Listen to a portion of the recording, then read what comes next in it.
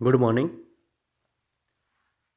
आज का हमारा टॉपिक अ, संघात्मक व्यवस्था होगा, क्योंकि हम कुछ राजनीतिक शब्दावलियाँ पढ़ रहे थे कि राजनीति के कुछ महत्वपूर्ण शब्द होते हैं, उनके बारे में चर्चा कर रहे थे। इसी के तहत आज हम संघात्मक व्यवस्था क्या होती है उसके बारे में चर्चा करेंगे। संघात्मक व्यवस्था वो होती है जब सरकार चलाने के लिए या शासन के संचालन के लिए शासन के संचालन के लिए सरकार के जो स्तर होते हैं वो दो या दो से ज़्यादा हो, कि सरकार एक स्तर से ज़्यादा स्तर पे हो। जैसे कि केंद्र में अलग सरकार हो और स्टेट में अलग सरकार हो। तो अलग अलग स्तर पे जब सरकारें होती है तो वो कैसी व्यवस्था होती है? संघात्मक व्यवस्था होती है, जिसके अंदर शक्तियों का बंटवारा होता है और वो अपने अपने क्षेत्र में कार्य करते हैं।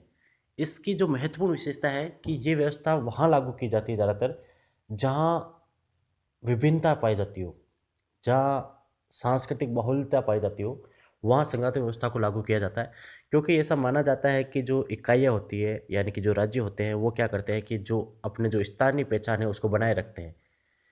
जो केंद्र होता है वो सुरक्षा का कार्य करता है और जो इकाइयाँ होती है वो अपनी जो स्थानीय पहचान है उसको बनाए रखती है और उनमें तालमेल बना रहता है। इसलिए कई जो देश है जहाँ विभिन्नता ज़्यादा है, जहाँ प्रजातीय बहुलता ज़्यादा है, जहाँ धार्मिक बहुलता है या जहाँ सांस्कृतिक बहुलता है, उन देशों में संघात्मक व्यवस्था को अपनाया जाता है। भारत में भी संघात्मक व्यवस्था को अपनाया गया है। भारत में भी संघात्मक व्यवस्था को अपनाया गया है कि भारत में केंद्र के अंदर एक अलग सरकार है और आपके राज्यों के अंदर अलग सरकार है। जैसे राजस्थान के अंदर एक अलग सरकार है। केंद्र की सरकार के अलग कार्य हैं, राज्य की सरकार के अलग कार्य हैं। इन कार्यों का बंटवारा भी किया हुआ है। तो इसकी जो मुख्य मुख्य विशेषता है उसके ऊपर पहले चर्चा कर लेते हैं। जो पहली विशेषता है वो है सरकार दो या दो से ज़्यादा स्तर पर होती है। सरकार दो या दो से ज़्यादा स्तर पर होती है। जैसे भारत के बारे में समझते, भारत से ही समझते हैं। दो या जो दो से ज़्यादा स्तर पर होती है। एक केंद्र की सरकार है, दूसरी आपकी राजस्थान की सरकार है।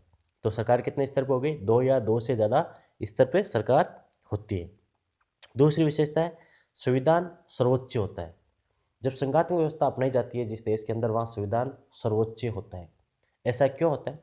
क्योंकि केंद्र और राज्य दोनों को शक्तियाँ किसी ऐसी संस्था से या किसी ऐसे लिखित दस्तावेज से प्राप्त होनी चाहिए जिससे कि उनके अंदर कोई भी मतभेद ना हो। तो जहाँ संघात्मक व्यवस्था होती है वहाँ क्या होता है? संविधान सर्वोच्च होता है, संविधान सबसे ऊपर होता है। दोनों ही इकाइयों को, चाहे केंद्र हो चाहे राज्य हो, दोनों को ही शक्तियाँ कहाँ से प्राप्त होती है? संविधान से प्राप्त होती है। निर्देश कहाँ से प्राप्त होते हैं? संविधान से होता है। किस प्रकार का शासन किया जाएगा, किस प्रकार की नीतियाँ बनाई जाएगी, ये संविधान से निर्देशित होते हैं। कि केंद्र किसके लिए कार्य करेगा, कौन कौन से विषय पे कार्य करेगा और राज्य कौन कौन से विषय पे कार्य करेगा, इसका निर्धारण कहाँ से हो रहा है? संविधान से हो रहा है। तो जहाँ संघात्मक व्यवस्था पाई जाती है वहाँ संविधान सर्वोच्च होता है। तीसरी इसकी विशेषता है कि स्वतंत्र न्यायपालिका पाई जाती है। जहाँ संघात्मक व्यवस्था होती है वहाँ क्या होती है? स्वतंत्र न्यायपालिका पाई जाती है। क्यों पाई जाती है?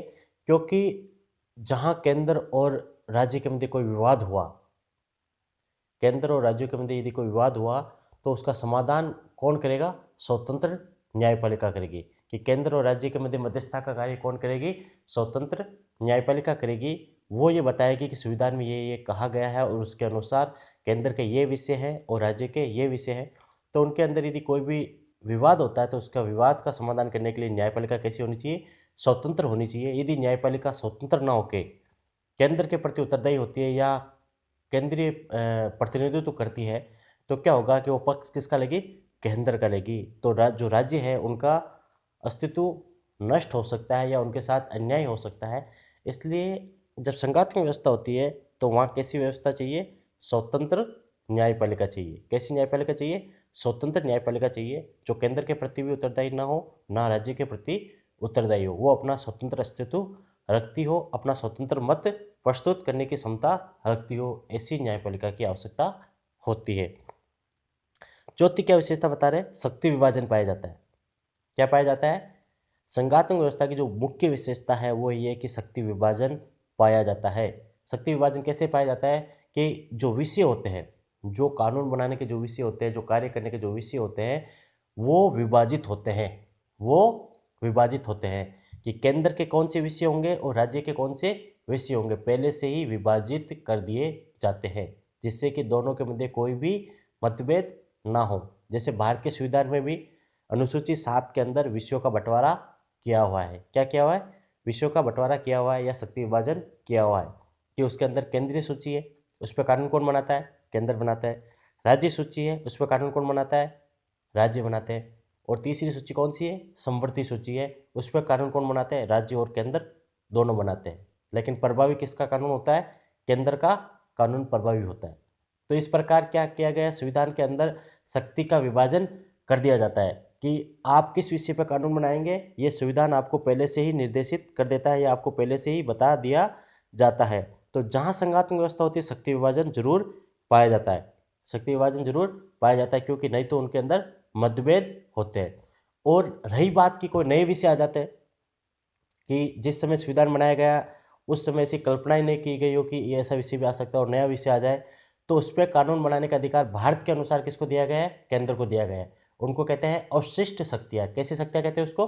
अवशिष्ट शक्तियाँ। कि ऐसी कोई भी शक्ति जो नई आ जाए, जो भारत की अनुसूची 7 में, भारत के संविधान के अनुसूची 7 में जिसका उल्लेख नहीं हो और नई आ जाए कोई सूची या शक्ति नहीं आ जाए, तो उस पर कार्य करने का अधिकार किसको दिया गया है? केंद्र को दिया गया है। किसको दिया गया है? केंद्र को दिया गया है। और उसको क्या कहा गया है? अवशिष्ट शक्तियाँ। अवशिष्ट शक्तियों पर कानून कौन बनाता है? केंद्र। एक बार रिपीट करो, केंद्रीय सूची पर कानून कौन बनाएगा? केंद्र। राज्य सूची पर कानून कौन बनाएगा? राज्य। समवर्ती सूची पर कानून कौन बनाएगा? केंद्र और राज्य दोनों ही बना सकते हैं, लेकिन प्रभावी कानून किसका होता है? केंद्र का। यदि केंद्र ने पहले कानून बना दिया है तो उसका कानून प्रभावी होगा। और जो नई शक्ति आ जाती है, जो पहले इनमें ना केंद्रीय सूची में है, ना राज्य सूची में है, ना समवर्ती सूची में, और कोई नया विषय आ जाता है, वो क्या कहलाता है? अवशिष्ट शक्तियाँ कहलाता है। और उस पर अधिकार किसको है? केंद्र को। जैसे साइबर से संबंधित कोई बात है, क्योंकि जब भारत आज़ाद हुआ था तो उस समय सूचना से संबंधित या साइबर से संबंधित इतनी कोई चर्चा नहीं हुई थी। तो साइबर जो नया कानून आया है, जो साइबर नई शक्ति आई है, साइबर से संबंधित कानून बनाने का अधिकार किसको प्राप्त हुआ है? केंद्र को, क्योंकि ये नया विषय है। कैसा विषय है? नया विषय है। तो नए विषय पर कानून बनाने का अधिकार किसको है? केंद्र को है। पांचवी जो विशेषता है वो है कि दोहरी नागरिकता पाई जाती है। कैसी नागरिकता पाई जाती है? दोहरी नागरिकता पाई जाती है कि केंद्र की नागरिकता अलग से मिलती है आपको। जैसे आप भारतीय हो तो भारत की नागरिकता अलग से मिलेगी, और आप राजस्थानी हो तो राजस्थान की नागरिकता अलग से मिलेगी। लेकिन भारत के संविधान में हमें इकहरी नागरिकता दी गई है। कैसी नागरिकता दी गई है? इकहरी नागरिकता दी गई है। ये संघाती व्यवस्था की जो मुख्य विशेषता वो नहीं है, क्योंकि हमने जो व्यवस्था अपनाई है भारत ने, वो संघात्मक प्लस एकात्मक दोनों व्यवस्थाओं के लक्षण अपनाए हैं। संघात्मक व्यवस्था कहलाती है, लेकिन हमने जो अपनाई है वो एकात्मक व्यवस्था के भी कुछ लक्षण अपनाए थे, क्योंकि उस समय की परिस्थितियाँ ऐसी थी कि हमें इकहरी नागरिकता रखना जरूरी था। तो नागरिकता जो संघात्मक व्यवस्था की जो आदर्श प्रारूप है, जो आदर्श मॉडल है संघात्मक व्यवस्था का, वो किसको माना जाता है? अमेरिका को। तो अमेरिका के मॉडल को आदर्श मानते हुए आप यदि अध्ययन करते हो तो कैसी नागरिकता होनी चाहिए? दोहरी नागरिकता होनी चाहिए। कैसी नागरिकता होनी चाहिए? दोहरी नागरिकता होनी चाहिए कि आप जिस देश के हो उसकी नागरिकता भी होगी, और आप जिस राज्य के हो, जैसे आपका कौन सा स्टेट है, उसकी नागरिकता भी आपको प्राप्त होती है। दोहरा संविधान भी होता है। संविधान भी केंद्र का अलग होता है, राज्य का भी अलग होता है। और मुख्य विशेषता क्या, और जो सातवीं विशेषता है कि अलग अलग संस्कृतियों का प्रतिनिधित्व होता है, क्योंकि जो राज्य होते हैं उनको ऐसे विषयों का बंटवारा या ऐसे विषय दिए जाते हैं कि वो अपनी संस्कृति को बनाए रख सकते हैं, अपनी संस्कृति के लिए कार्य कर सकते हैं। जैसे राजस्थान है, तो राजस्थान जो स्थानीय जो संस्कृतियों के विकास से संबंधित जो चर्चा होगी वो राजस्थान करेगा। राजस्थान अपनी संस्कृति के विकास के लिए कार्य कर सकता है। जबकि केंद्र की बात आती है तो केंद्र भारत है, तो भारत में राजस्थान को महत्व इतना नहीं दिया जाएगा, या राजस्थान भाषा को इतना महत्व नहीं दिया जाएगा जितना राजस्थान दे सकता है।